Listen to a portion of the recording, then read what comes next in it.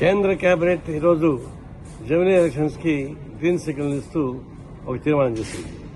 అంటే Ramnath Kovind commission report వచ్చింది.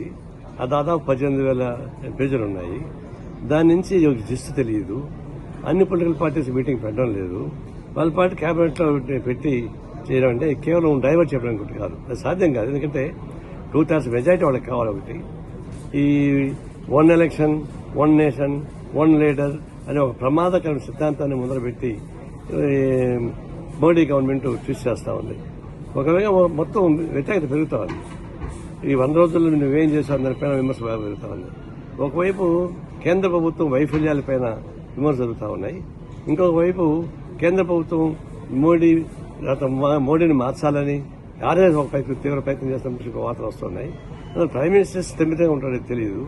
రెండో వైపు జమినీ ఎన్నికల ప్రాముఖ్యత ఉంటే ఇప్పుడు జమ్మూ కాశ్మీర్ ఎన్నికలు జరుగుతూ ఉన్నాయి. ఇంకా మళ్ళా హర్యానా ఎన్నికలు జరగబోతున్నాయి. మహారాష్ట్ర ఎన్నికలు ప్రిపేర్ అవుతున్నారు.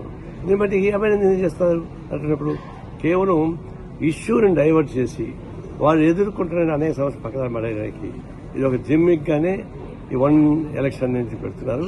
నేను సిపిఐగా మేము ఇది ఫెడరల్ స్టేట్, ఇది ఫెడరల్ కంటే సాధ్యం కాదు. ఎలక్షన్ కమిషన్ అనేక మార్పులు రావాల్సి వస్తుంది.